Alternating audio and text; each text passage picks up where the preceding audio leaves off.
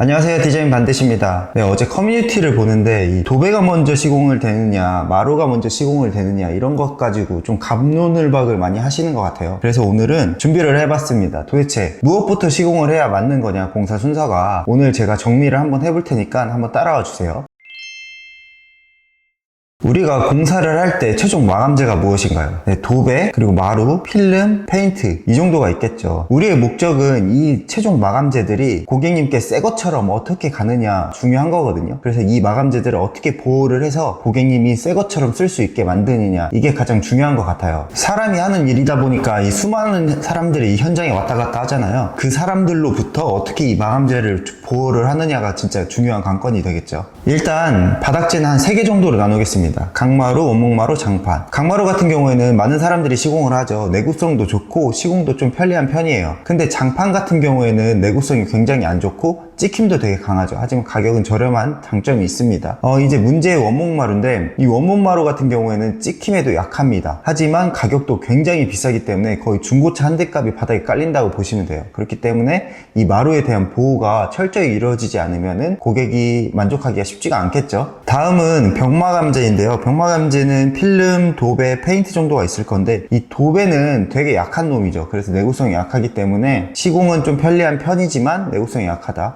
필름 같은 경우에는 시공이 단가가 비싸지만 내구성은 좀 강한 편이고, 하지만 보수가 그렇게 생각보다는 쉽지가 않죠. 그리고 이 페인트라는 녀석이 있는데, 이 페인트 같은 경우에는 시공에 비용이 많이 들어가는 반면 보수는 생각보다 편리한 편입니다. 고객한테 인계하기 전까지의 보수가 생각보다 편리한 편이기 때문에 페인트 시공은 좋은 시공이라고 봅니다. 자, 그럼 이제 우리 집 마감재가 가장 많이 하는 도배, 그리고 장판 또는 강마루 시공이 있을 거잖아요. 그래서 오늘 알아볼 거는 도배, 강마루 이 순서가 어떻게 되느냐에 따라서 마감 퀄리티가 달라지기 때문에 여기에 대해서 좀 설명을 드릴 겁니다.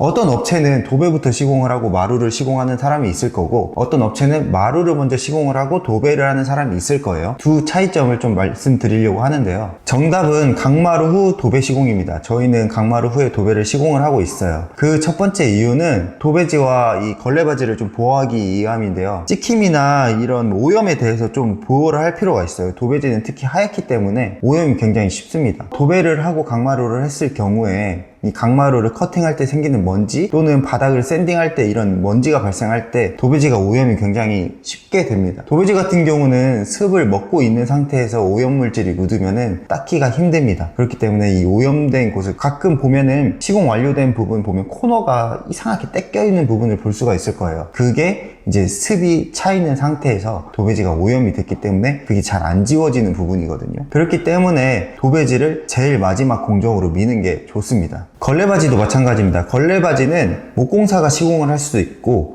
마루 시공 업체에서 시공을 할 수도 있어요. 목공사가 시공을 할 경우에는 굉장히 성공적이기 때문에 걸레바지가 시공되어 있는 상태에서 수많은 작업자들이 들어옵니다. 그래서 걸레바지가 찍히고 뭐하고 하면은 또 보수를 봐야 되는 그런 경우가 생기기 때문에 저희는 걸레바지는 마루에서 시공하는 게 좋다라고 생각을 하고 있습니다. 두 번째는 마감 퀄리티입니다. 도배가 시공됐다는 얘기는 걸레바지가 시공이 됐다는 얘기예요. 걸레바지를 목수가 이미 시공을 해놨다는 얘기죠. 그렇다면은 마루가 시공이 먼저 된다고 하면은 마루에서 이 걸레바지를 시공을 한다는 겁니다. 그러면은 마루가 시공되고 걸레바지가 올라오는 것과 걸레바지가 시공이 되고 마루가 붙는 거는 큰 차이가 있어요. 어떤 차이가 있냐면 걸레바지와 마루의 틈입니다. 이 틈 때문에 실리콘의 두께가 결정이 돼요. 그렇기 때문에 우리가 실리콘을 좀 얇게 쓰고 싶다, 좀 마감 퀄리티를 좀 높이고 싶다 하면은 마루를 선시공하는 게 맞습니다. 마루 위에 걸레바지를 시공을 해야 틈이 얇기 때문에 실리콘을 얇게 쓸 수 있는 거예요. 세 번째는 비용입니다. 목수가 걸레바지를 시공하면 비용이 비싸요. 왜냐면은 목수의 인건비가 생각보다 너무 비싸기 때문입니다. 하지만 이 마루기사한테 걸레바지를 시공을 하면은 상대적으로 비용이 저렴합니다. 그렇기 때문에 이 비용적인 측면에서도 걸레바지는 강마루에서 시공을 하는 게 더 현명한 선택이라고 생각을 합니다. 장판을 얘기해 보겠습니다. 장판 같은 경우에는 제일 마지막으로 밀어놓는 게 좋아요. 왜냐면 찍힘이 너무 약하고 이런 눌림이나 현상이 굉장히 많기 때문에 퀄리티를 내기 위해서는 마지막 시공을 하는 게 좋습니다. 이 장판 같은 경우에는 뭐 오염물질이 많이 일어나는 그런 요소들도 없기 때문에 마지막에 시공해도 무방합니다. 자, 다음은 원목마루인데요. 원목마루는 좀 논외인 게 원목마루는 비용이 너무 비쌉니다. 그렇기 때문에 바닥에 거의 중고차 한 대 값이 깔리기 때문에 이 마감재를 보호하는 게 최우선이 되어야 돼요. 그렇기 때문에 맨 마지막에 까는 게 좋습니다. 근데 제가 말씀드렸듯이 아까 원목마루를 깔고 걸레바지를 해야 그 시공 퀄리티가 나온다고 했잖아요. 근데 이 원목마루 같은 경우에는 보통 원목마루를 깔 정도의 돈을 투자하신 분들은 벽도 페인트 마감을 하기 때문에